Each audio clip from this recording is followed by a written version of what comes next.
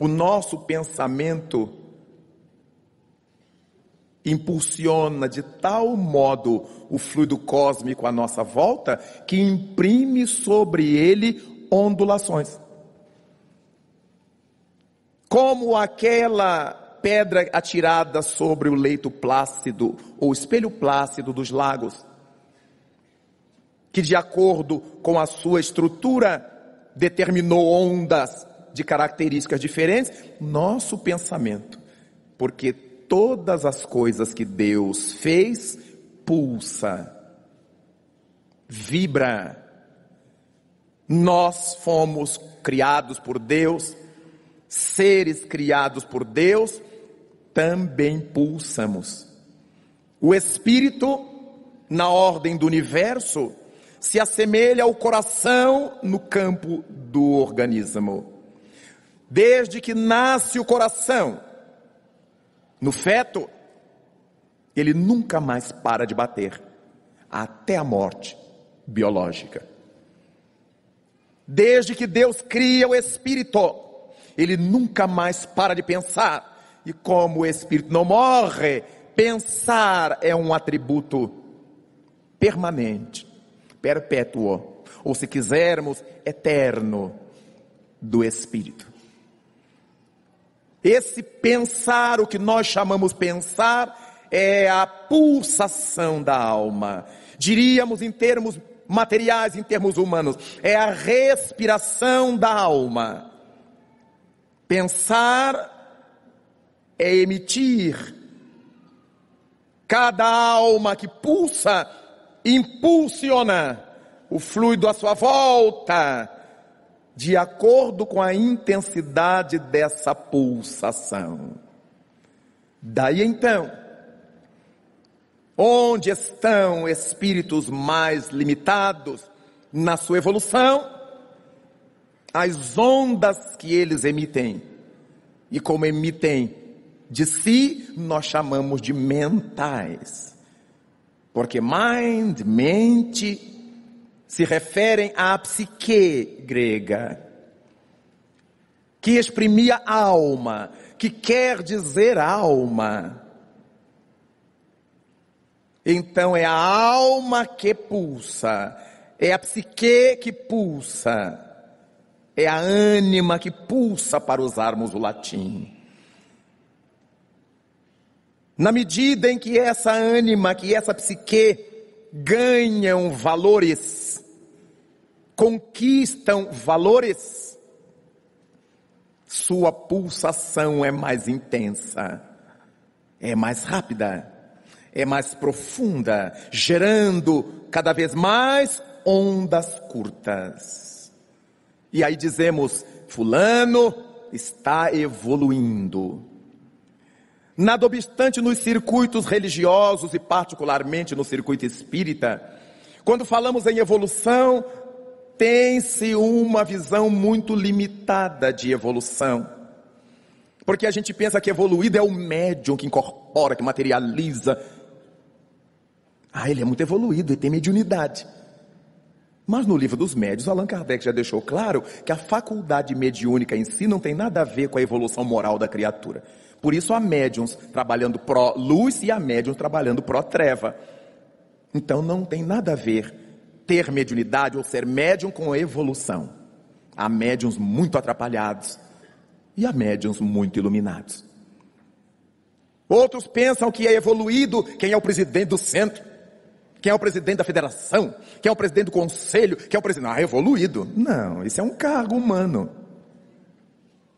para administrarmos a relação institucional na qual estamos envolvidos. Tem nada a ver com a evolução. Então há dirigentes nobilíssimos e há dirigentes que louvado seja Deus.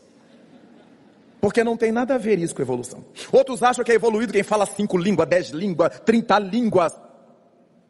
Mas ele pode usar esse conhecimento linguístico para o crime, para a corrupção internacional.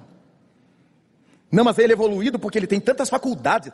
Ele fez medicina, engenharia, direito, ele tem um monte de diploma. Mas isso não quer dizer nada. Se o indivíduo tem boa cabeça, ele estuda quantas faculdades ele tem. Mas isso não determina que será uma pessoa digna, nobre. e não lhe impõe ser uma pessoa indigna e ignóbil. Logo, não são essas coisas que dizem que somos ou não mais evoluídos. Evoluir é algo do cotidiano. Quando alguém aprende a costurar, sem deixar as marcas da costura do outro lado, fazer um bordado que a gente não sabe qual é o avesso e o direito, isso é evolução. Quando alguém consegue fazer uma comida, e quando acaba o fogão está limpo, e não encharcado de gordura, de pedaços da coisa, vejamos que é uma evolução. Quantas vezes viajamos de carro com uma pessoa, que ela vê o sinal amarelando, e ela já vai freando o carro, e para. Mas a outra que vê o sinal amarelo e pisa, e a gente vai na frente e volta. Vejamos que a pessoa não tem controle motor, igual a outra. Isso é evolução. Quantas vezes nós ouvimos alguém conversando, e a gente passa perto e nem escuta o que elas estão falando. Isso é evolução. Porque há outras que põem uma boca deste tamanho, incorporam um jacaré, e falam que a gente vê a úvula dela. Isso é evolução. Então a evolução existe em todos os campos, e há aqueles que vão adquirindo evolução na academia, estudando, aprendendo línguas, fazendo cursos, também determina evolução. Eu quis dizer que isso só não determina evolução. Evolução é um conjunto de conquistas que a gente vai fazendo. Quando nós conseguimos chegar perto de uma pessoa que está conversando, eu quero falar com ela, e eu espero ela acabar de falar com o outro para eu intervir, isso é evolução. Eu controlo minha ansiedade, eu controlo meu sistema nervoso. Quando estamos conversando com uma pessoa de conhecimentos mais modestos, e a gente não quer ouvir, eu já sei o que você vai dizer, já sei o que você vai dizer. Isso é um desequilíbrio. Mesmo que a gente saiba o que a outra pessoa vai dizer, deixamos que ela conclua seu pensamento. É um direito que ela tem. Vejamos quantas coisas de evolução nós poderemos mobilizar ao longo do nosso dia, das nossas horas. Nós estaremos evoluindo a cada minuto, a cada hora, a cada dia, sem nos darmos conta de que isso é somatório evolutivo, para que meus pensamentos se tornem mais ágeis, para que eu acione melhor o fluido cósmico à minha volta e tenha pensamentos de ondas mais curtas. Enquanto eu estiver pensando que eu evoluirei no dia que eu desenvolver mediunidade, no dia que eu der um passe que levante defunto, eu estou perdendo tempo, porque eu evoluirei no dia que eu aprender a levantar de manhã na minha casa e dar bom dia às pessoas, que a gente não costuma dar. A gente já sai do quarto, você já botou o bujão lá fora? A gente já levanta cobrando de alguém alguma coisa, e nem se deu conta, e nem nos damos conta de que vale a pena a gente dizer bom dia, fulano. Entramos no elevador do nosso prédio, onde já haja algum vizinho, e a gente vira as costas para ir lá perto do nosso botão, como se não tivesse ninguém no elevador. Então, quantas coisas a gente vai desenvolvendo em nós, que vão servindo para o nosso currículo espiritual. As energias da vida estão à nossa volta. Nós lhes damos a direção e o sentido que queremos. Há uma diferença entre direção e sentido, embora a gente use quase sempre com o mesmo valor, mas há uma diferença. Se eu falo em horizontalidade, eu estou falando numa direção. Direção horizontal. Mas na horizontalidade, sobre essa direção horizontal, eu poderia ir para a esquerda ou para a direita. Sentido. Então, em cima de uma estrada, eu posso ir para lá ou posso ir para cá. Eu chamo de mão e contramão. Mão e contramão são sentidos. A via, a pista, a estrada é direção. Então, nós aprendemos a escolher sobre que direção nós estaremos. E qual é o sentido do nosso passo nessa direção?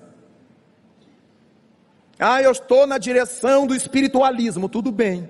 Mas eu posso estar me degenerando, aprendendo tolices, a fazer mal para os outros, a usar minha mente para perturbar os outros. Vejamos que eu estou em cima da direção do espiritualismo, mas indo para um sentido negativo.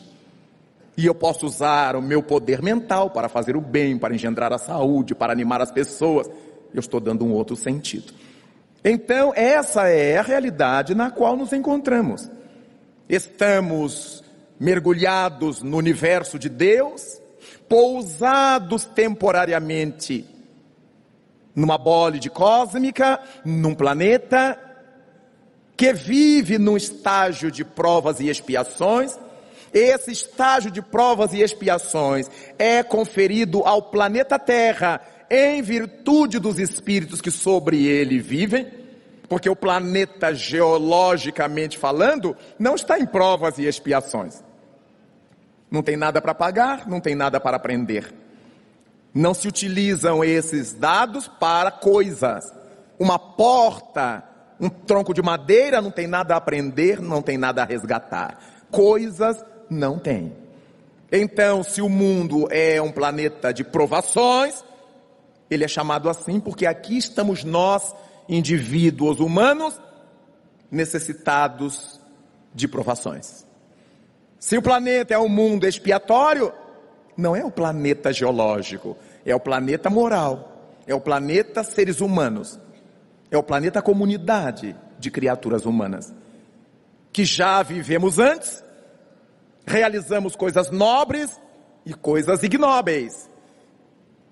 Logo, alguns vêm para aplicar essa nobreza que desenvolveram.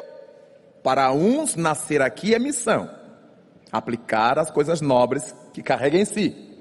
Para outros é expiação, porque são aqueles que reencarnam aqui para pagar as manchas que criou no passado, para quitar os débitos com a vida que desenvolveu no passado. Então nós vamos entendendo melhor essa dinâmica. A Terra estaria como ela está. É um planeta muito novo, muito jovem, com uma quantidade muito grande de líquido na sua intimidade, porque ele, como qualquer prato de mingau, a Terra vai esfriando das bordas para dentro. O mingau, na medida que esfria, ele vai endurecendo, das bordas para dentro. O miolo do prato, se eu meter a colher ali e levar a boca, a metade da língua vai enrolar. Embora nas bordas possa já estar frio, com a Terra acontece a mesma coisa. As bordas estão mais frias. Nesses 13.500 quilômetros de raio, aproximadamente, que tem a Terra, nós ficamos pensando na quantidade de nífel, de níquel, de ferro, de outros metais em menor quantidade, que formam essa bola líquida. E a parte sólida da Terra se ajusta em cima dessa bola líquida, porque está presa dentro do corpo do planeta. Imaginemos agora um surfista que pega a sua prancha e coloca sobre a onda. Na medida em que a onda se move, a prancha sobe e desce. Às vezes ele sai ótimo num túnel, num tubo d'água. Outras vezes ele leva um caixote. Assim ocorre conosco na Terra. Toda essa parte sólida que está sobre o líquido, no momento em que pela precessão do planeta, o planeta faz um movimentinho assim de João Bobo, ele treme, enquanto gira em torno de si, enquanto gira em torno do Sol, ele treme em si mesmo como um peão. Quem já viu um peão girando no chão, ele gira em torno de si, e enquanto gira em torno de si, ele treme. A Terra também, ela treme, e essa tremura da Terra, ao longo do tempo, vai somando um determinado momento, um determinado número de forças, que faz mover-se na sua intimidade esse líquido. E qualquer mínimo movimento desse líquido, tudo que está apoiado em cima, se move. Há algumas placas bastante grandes. Há diferença de nível, uma placa corre aqui, a outra corre aqui. a solidificação chegou até aqui num ponto, está aqui no outro ponto, está ali no outro ponto. Então nós temos, suponhamos, essas 3 placas. E na hora que a de cima se move, tudo que está em cima sólido se move também. Mas se essas placas estiverem em regiões do planeta que correspondam ao fundo dos mares, o mar se agita lá embaixo e as ondas submarinas, elas tendem a vir para a superfície, potencializando-se e surgem cá em cima como as tsunami. Mas a coisa começou lá embaixo, lá longe. Então, este é um momento do planeta, ele tem que passar por isso, porque ele está se solidificando, ele está se resfriando, ele está se ajustando. Em função dessa sua precessão, desse seu movimento em torno de si mesma, ou em torno do Sol, nós vamos tendo as variações climáticas. Um lugar que é mais gelado, um lugar que é mais quente, em função da sua posição em relação ao Sol. E vai sendo uma beleza avaliar isto, estudar isto. E por que é que Deus nos pôs aqui? Em cima de um planeta instável. Primeiro, porque nós somos espírito numa fase de provas. Isso quer dizer, com necessidade de realizar aprendizados. E esse estágio do planeta é totalmente apropriado a nos fazer aprender. É graças aos fenômenos da natureza que nós descobrimos as ciências. Descobrimos que tínhamos que estudar geografia, geologia, biologia, química, por causa das composições. E cada um desses elementos ou substâncias funciona de um jeito diferente. A gente sabe que tem um que derrete rapidinho, tem um que demora a derreter. Então nós fomos aprendendo a descobrir isto e surgiram as áreas de conhecimento do mundo. Nós vemos um corpo que é um quadrângulo, outro que é um quadrado, outro que é um retângulo. O retângulo é um quadrado com 2 lados alongados, a gente chama de retângulo. Então eu começo a dar nomes às coisas, a definir as coisas, a criar sistemas para estudar a natureza do planeta em que eu estou. E isso estou penetrando os segredos da vida. Estou descobrindo como é que Deus fez as coisas. Gradativamente, nós estamos nos aprimorando, evoluindo. Então hoje nós ouvimos falar de sismógrafo. Já há aparelhos que conseguem registrar sismos, sua intensidade. E por causa disso, a tecnologia já vem construindo nos países que podem e que têm recursos para isso, os edifícios à prova de tremores, com gigantescos rolemãs. O prédio se move, mas não cai. Pontes cujas bases são rolemãs. O tremor ocorre, a ponte balança, mas não cai. Os prédios do centro de Los Angeles, gigantescos, um grave tremor ali, nas proporções conhecidas hoje, fariam descer todos os vidros dos prédios, que são feitos para não cortar, para não estilhaçar, por causa desse conhecimento. Todos os vidros cairiam, mas a estrutura do prédio continuaria de pé. E isso se deve ao conhecimento que as criaturas foram tendo, tornando-se deuses na sua área de engenharia, de cálculo matemático. Que beleza a gente saber que estamos nos aproximando de Deus por esse viés intelectual, pelo viés da vida íntima, da moralidade. Pois bem, estamos vivendo encharcados das energias da vida e acionando-as à nossa volta. No momento em que uma mãe diz a um filho que sai para a escola: vá com Deus, meu filho. Se ela não disser isso com esse mecanicismo de quem diz, bom dia, vai dar, morrendo de raiva. Se ela disser com a alma, ela faz vibrar o fluido cósmico à sua volta, que envolve o filho naquele pensamento que ela exteriorizou. Deus te abençoe, meu filho. Vá com Deus, minha filha. Quando nós dizemos isso a um amigo, cuide-se, vá com Deus. Aquilo sai do nosso coração e nós fazemos vibrar as energias da vida em torno. Mas se nós dissermos, miserável, que o raio te parta, não é o raio que vai nos obedecer ao desejo perturbador, mas nós descarregamos sobre a pessoa o fluido cósmico agora, sob o comando de minhas ondas longas. E aí, isso reflete a minha imaturidade, que nós chamamos de maldade.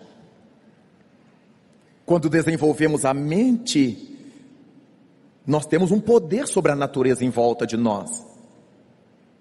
Mas eu posso, em razão de meu progresso moral, atuar sobre a natureza em volta de mim de forma positiva ou de forma negativa. Uma pessoa que esteja semanalmente na sua religião, no centro espírita, trabalhando a mente por meio das orações que faz, o hábito de concentrar, de pensar no hospital, de orar para fulano de Beltrano, isso vai disciplinando o nosso poder mental, vai direcionando o nosso poder mental. Aqueles que ainda dão passividade a espíritos, que são levados a concentrar o pensamento, esses então desenvolvem com mais habilidade essa capacidade de atuar sobre o fluido cósmico. Quando nós abençoamos alguém, com o nosso gesto, com a nossa palavra, nós temos um poder sobre os fluidos. E a pessoa diz assim, depois você me deu aquele passo, olha, eu melhorei tanto. Depois você me deu aquele abraço, melhorei tanto. Depois você me disse aquelas palavras, foi ótimo para mim.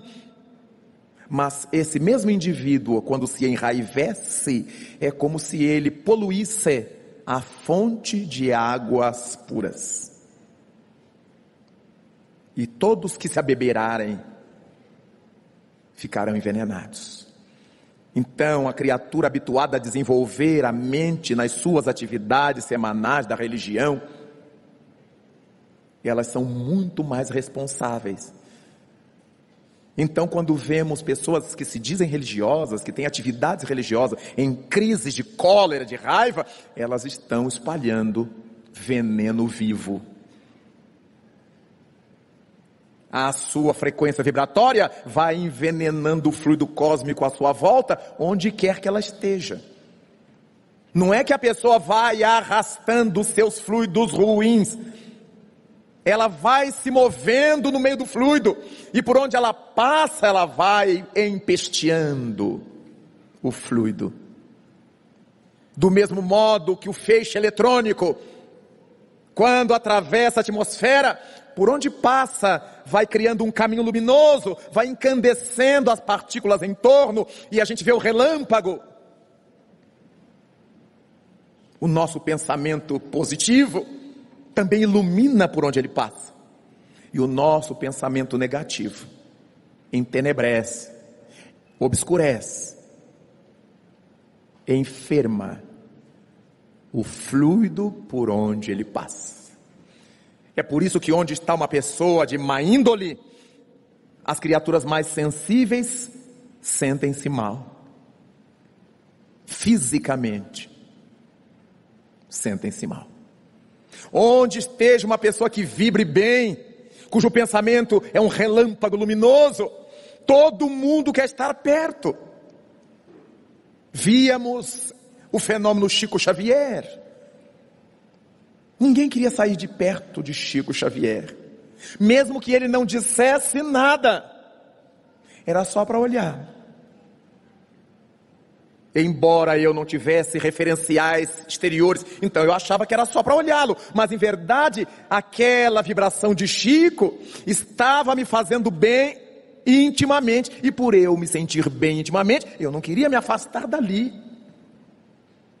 Há quantos lugares que visitamos e que a gente gostaria de entrar por uma porta e sair pela outra, se não fosse a obrigação de ficar.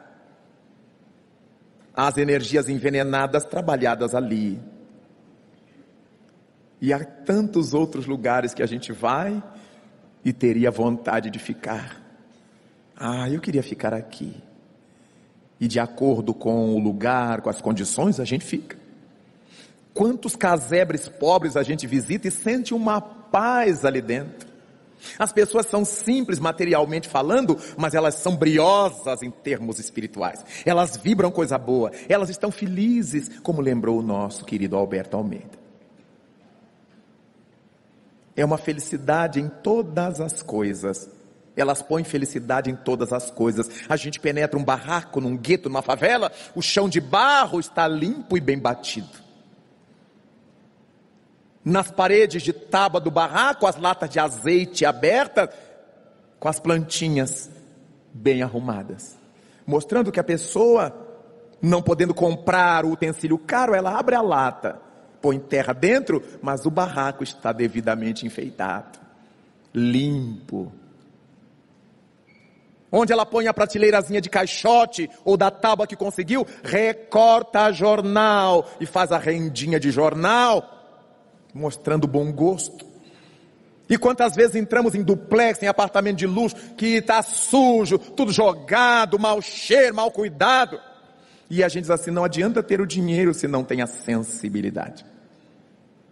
Para tratar bem do lugar, o lugar costuma refletir seus habitantes.